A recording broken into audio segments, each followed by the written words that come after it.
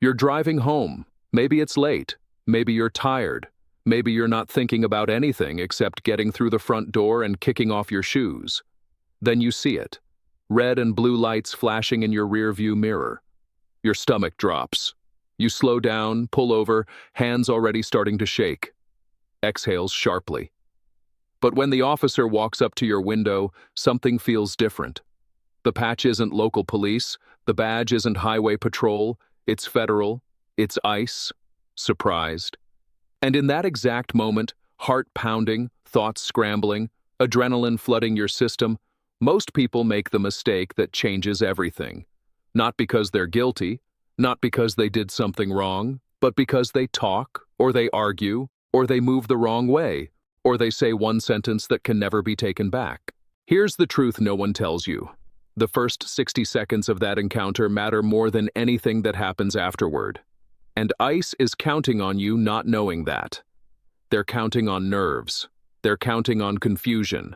They're counting on you trying to explain. But there are 4 words, just 4, that can completely change the direction of that stop. And if you don't say them immediately, you may never get the chance to fix it later. There are 5 traps hidden inside that flashing light moment. 5 psychological pressure points designed to make you cooperate against your own interests.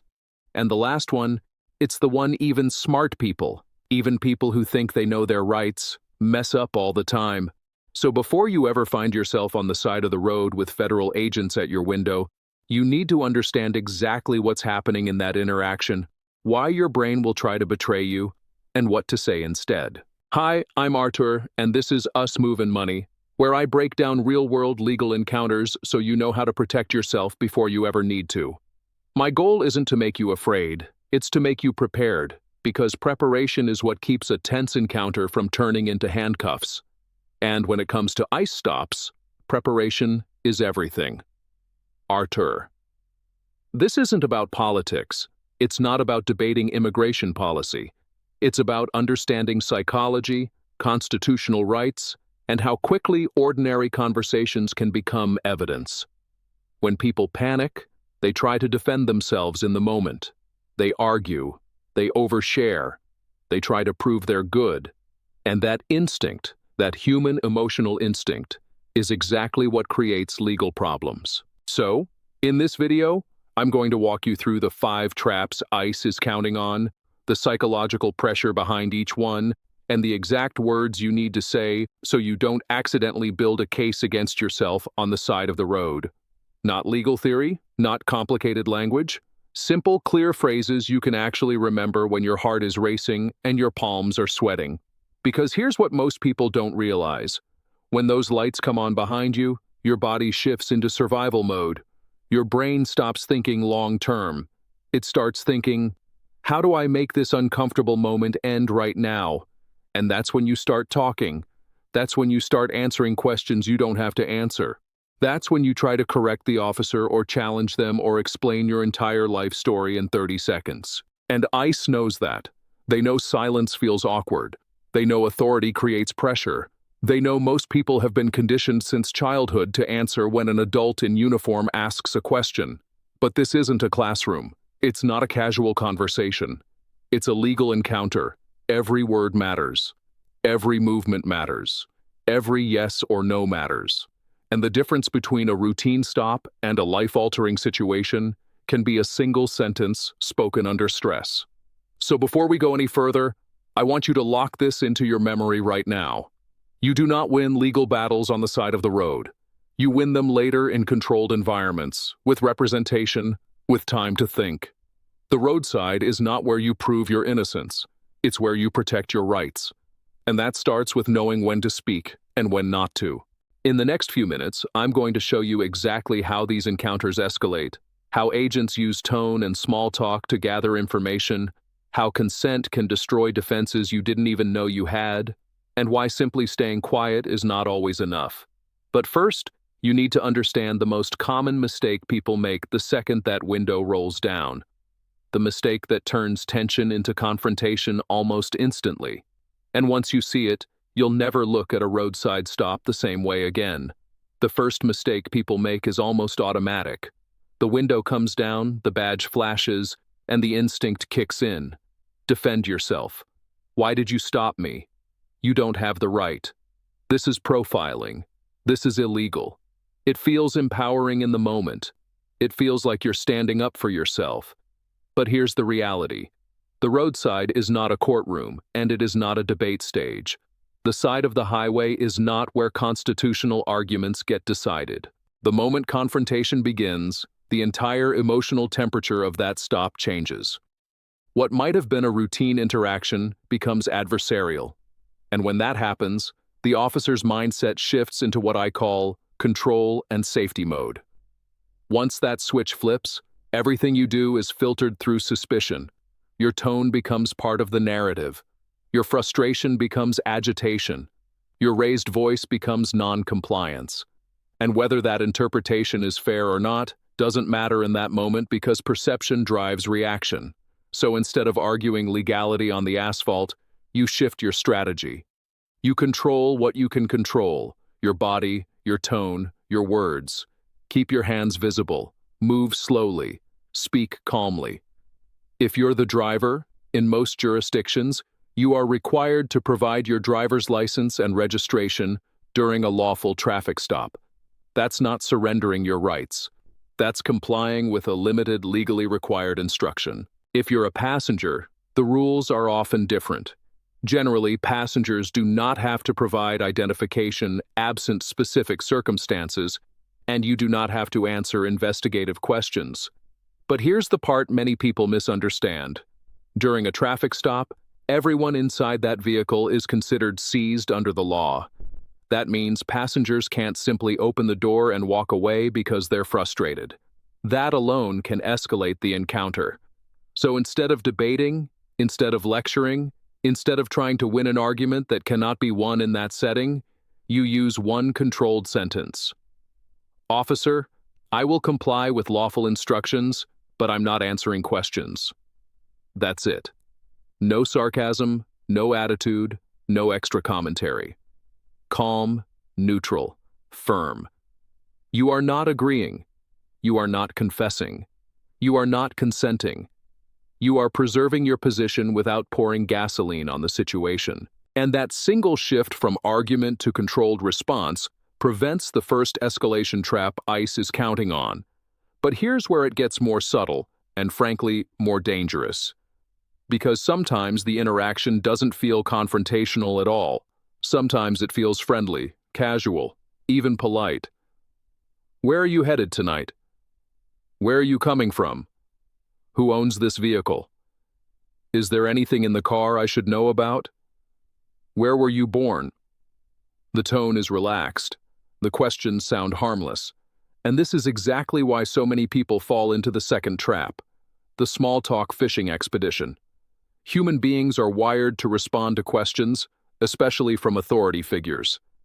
Silence feels awkward. We've been trained since childhood that not answering is disrespectful. So, we fill the silence. We explain, we clarify, we overshare. And under stress, our brains don't function the way we think they do. Adrenaline interferes with memory recall. Nervousness disrupts linear thinking. You might say you left at 8 when you actually left at 8:20. You might say you had one drink earlier because you're trying to sound honest. You might say, I wasn't born here, while trying to explain your status. Those small, seemingly harmless statements can become admissions. They can create inconsistencies. They can justify prolonging the stop while agents clarify details. And here's what's important to understand. ICE and law enforcement are often trained to ask questions, not just to get answers, but to observe how you answer. Your tone, your hesitation, your eye movement, your breathing.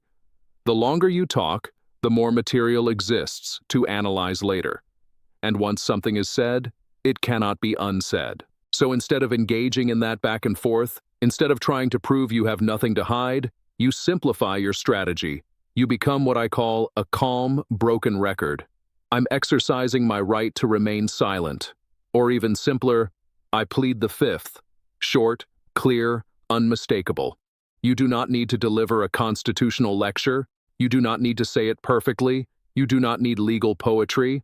I plead the fifth. That's enough. And when the question comes again, because it probably will, you repeat it. Same tone, same volume, no irritation, no escalation, just consistency. Sometimes you'll hear, "So, you're refusing to cooperate." Or the classic pressure tactic, "Only guilty people don't answer questions." Understand what that is? It's not a legal argument. It's psychological leverage. It's designed to make you uncomfortable enough to start talking. And most people do, because they want to be seen as cooperative. They want the interaction to end quickly. But cooperation does not mean volunteering information. Cooperation can mean complying with lawful instructions while refusing to answer investigative questions. There is a difference. And repeating, "I plead the fifth," may feel awkward in the moment, but awkwardness is temporary. Statements are permanent. The goal isn't to win approval. The goal is to avoid giving away pieces of your defense before you even understand what you're defending against. Because once small talk turns into documented statements, the stop has already expanded. And what started as flashing lights in your mirror has quietly become something much more serious. Now, let's talk about the trap that quietly destroys more defenses than almost anything else. Consent, not force, not warrants. Consent.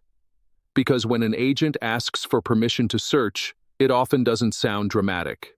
It sounds casual. "You wouldn't mind if I take a quick look, right? Just making sure there's nothing illegal in the car, and that's okay. If you've got nothing to hide, we're good to check." Notice the phrasing. It's designed to corner you socially. If you say no, it sounds like you're hiding something. If you say yes, you've just handed over your legal shield. And here's where people get tripped up. They answer sloppily. Sure. Or they say no, meaning, "No, I don't mind." And the officer hears, "No problem." Or they say, "Yeah, I guess," because they feel pressured. That single moment can eliminate arguments your attorney might have used later. Because if you consent to a search, you've often waived the ability to challenge it. You've told the court, in effect, "I allowed this," and you cannot rewind that. So you do not answer with yes or no. You do not debate. You do not ask why.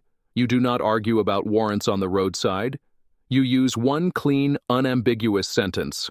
"I do not consent to searches." That's it. Clear, direct, impossible to twist. And after that, you follow with another critical question. Am I free to leave? That question matters because it forces clarity. If the original purpose of the stop, say a traffic violation, is complete, the detention cannot be extended indefinitely without legal justification. When you ask, "Am I free to leave?" you are signaling that you understand the stop cannot just drift into an open-ended investigation without cause. You are not being aggressive. You are being precise. And even if they say no, even if they continue, you have preserved your position. You've made your lack of consent crystal clear. And here's something people forget. Even if you have absolutely nothing illegal in your car, you still don't want a roadside search. Vehicles get torn apart. Personal belongings end up on the pavement. Dogs scratch interiors. And if nothing is found, you don't get your peace of mind back from that experience. You don't get your privacy back. Consent is not about hiding wrongdoing. It's about protecting boundaries. So remember the sequence. I do not consent to searches. Then, am I free to leave? And if questioning continues, you return to your broken record. I plead the fifth. Short, calm. Repeat it as needed. Because this next trap isn't about what you say. It's about what you do. Movement. Movement creates fear, and fear creates justification. When agents approach a vehicle, they are trained to look for sudden motions, reaching under seats, digging into bags, leaning quickly. From inside your own car, it might feel harmless. To someone approaching with limited visibility, it can feel like a threat. And once an officer articulates that they feared for their safety, courts give that explanation enormous weight. So, you treat your movements like a checklist. Hands visible, preferably on the steering wheel if you're the driver. Passengers keep hands where they can be seen. No sudden reaching. If you need to access your registration and it's in the glove box, you narrate before you move. My registration is in the glove box. I'm going to reach for it slowly. Then you move slowly. If there's anything sensitive in that area, especially a firearm, you communicate clearly before doing anything. Officer, the documents you requested are in the glove box, and there is a licensed firearm inside. How would you like me to proceed? And let me be direct about something critical. Do not touch a firearm in the presence of law enforcement during a stop. Even if you believe you are legally entitled to possess it, even if you think you're being helpful, let them retrieve it if necessary. Because the moment you grab a weapon in that setting, almost any reaction from the officer will later be defended as a safety response, and you do not want to create that scenario. Survival and safety come before pride about property. There's another reality people struggle with. If you are ordered out of the vehicle, you must comply. Courts have consistently held that officers can order drivers and passengers out during lawful traffic stops for safety reasons. That justification does not have to be debated on the roadside. It will be evaluated later if necessary. Refusing to exit in that moment does not create leverage. It creates escalation. The same applies to passengers who think, "I didn't do anything, I'm leaving." During a stop, you are detained. Walking away can be interpreted as non-compliance and can quickly spiral into physical removal. And once physical force enters the picture, everything becomes more chaotic, more dangerous, and more legally complicated. So, the strategy is simple but disciplined. Comply with physical instructions. Refuse to answer investigative questions. Do not consent to searches. Keep movements slow and predictable. Control your body language because you cannot control the officer's perception entirely, but you can avoid feeding it. Every calm movement reduces tension. Every narrated action reduces uncertainty. Every visible hand reduces fear.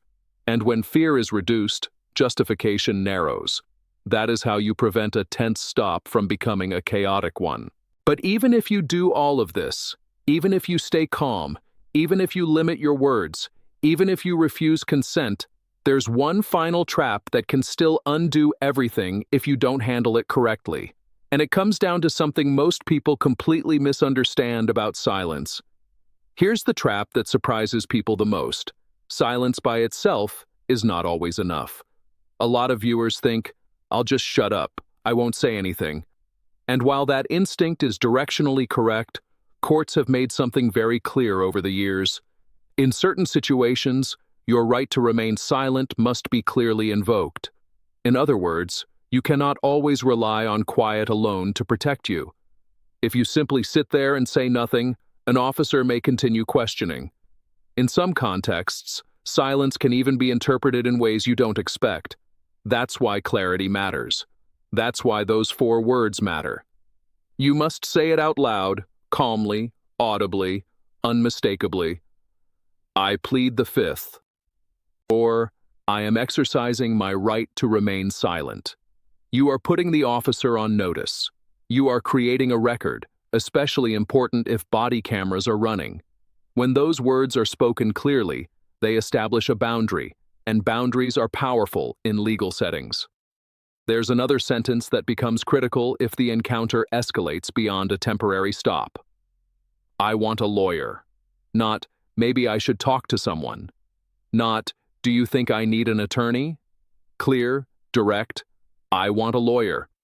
Once you request counsel, questioning should stop. But again, it must be clear. Vague hints do not carry the same legal force. And this is where people stumble. They try to be polite, they try to soften it. They say, I think I'd rather not answer that, or maybe I shouldn't talk. That ambiguity creates room for continued questioning. Precision protects you. So let's simplify this so it locks into your memory under stress. If you remember nothing else from this entire video, remember these 4 protective statements. I plead the 5th. I do not consent to searches. Am I free to leave? And if things escalate, I want a lawyer. Those are your verbal shields. They are short enough to remember when adrenaline is flooding your system. They are clear enough to withstand scrutiny later. and they prevent you from accidentally volunteering information that can never be taken back. And if this is already helping you see these encounters differently, take a second to share this video with someone who might need it, and subscribe to Us Move and Money. You never know whose future depends on hearing the right words at the right time. Now, let's walk through how this actually plays out in real life, because information sticks better when you can picture it. Imagine the lights come on behind you. You pull over safely, engine off, hands on the wheel. An ICE agent approaches. You roll the window down halfway. "Good evening, where are you coming from?" Your heart is pounding. You feel that urge to explain. Instead, you say calmly, "I'm exercising my right to remain silent." The agent pauses. "Why won't you answer my question?" You keep your tone even. "I plead the fifth." There's a moment of tension. "Is this your vehicle?" "I plead the fifth." Maybe irritation creeps into their voice. "So, you're refusing to cooperate." "I will comply with lawful instructions, but I'm not answering questions." Notice what you're doing. You're not escalating. You're not debating. You're not insulting. You're simply refusing to provide investigative information. Then it shifts.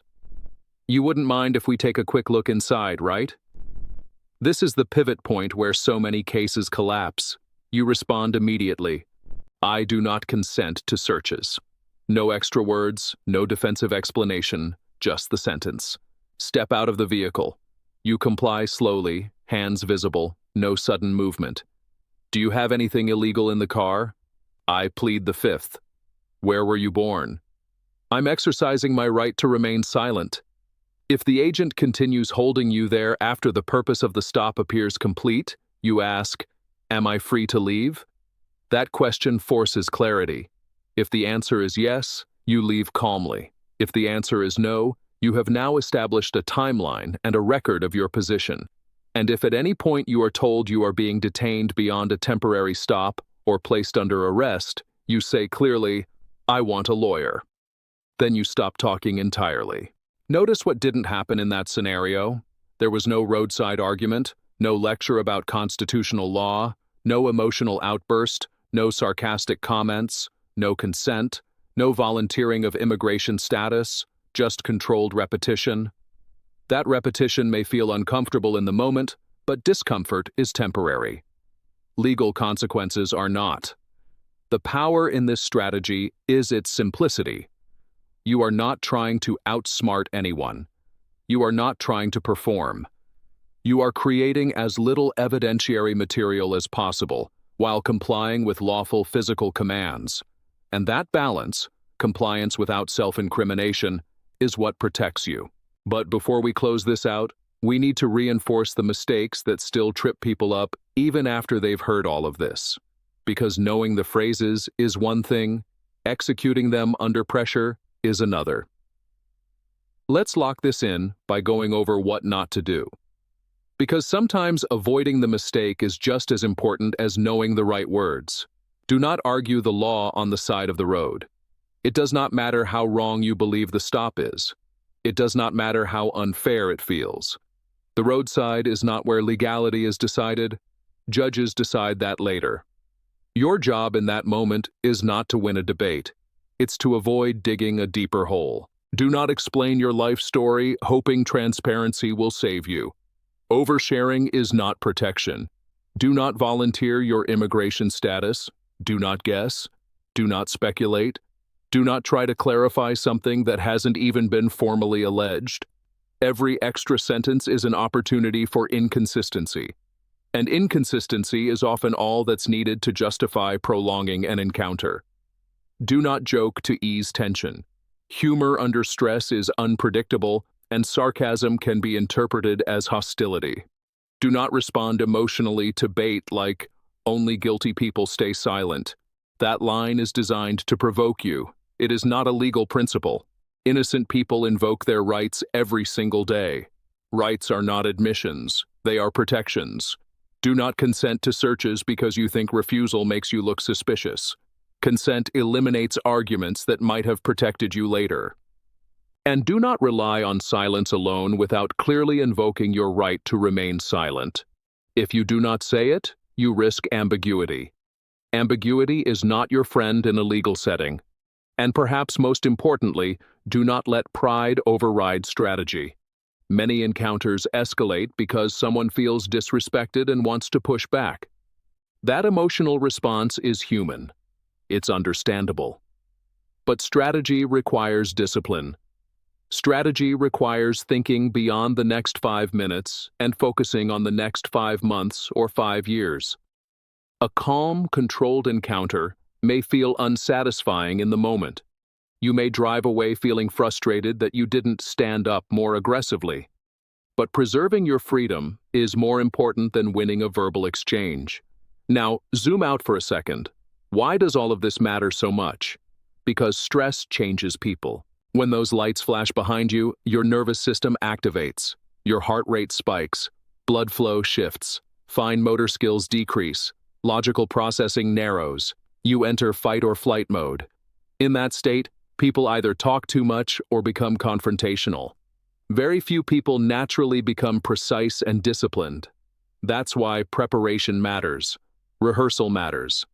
If you've heard the words before, if you've mentally practiced them, you're more likely to access them under pressure. That's not theory, that's neuroscience. Familiar language is easier to retrieve when adrenaline is high. So, let's rehearse one last time together. If questioned, I plead the fifth. If asked to search, I do not consent to searches. If the stop appears extended, am I free to leave? If detained or arrested, I want a lawyer. Short, clear, repeatable. These phrases are not magic spells. They do not guarantee a perfect outcome, but they dramatically reduce the chances that you will become the architect of your own legal problem. Because the most damaging evidence in many cases is not discovered. It is volunteered. Preparation is not paranoia. It is responsibility. Whether you are a citizen, a permanent resident, undocumented, or simply someone who wants to understand how federal encounters work, the principle is the same. You protect your rights by using them correctly, calmly, respectfully, clearly. And you remember that the goal is not to defeat an officer in conversation. It is to walk away with your future intact. If this video gave you clarity, stay connected to Us Move and Money. These real-world breakdowns exist, so you never have to improvise in a high-stakes moment. And if you take nothing else with you today, take the 4-word shield that can change everything. I plead the fifth. I do not consent to searches. Say them clearly, say them calmly, and protect yourself. You've been watching Us Move and Money,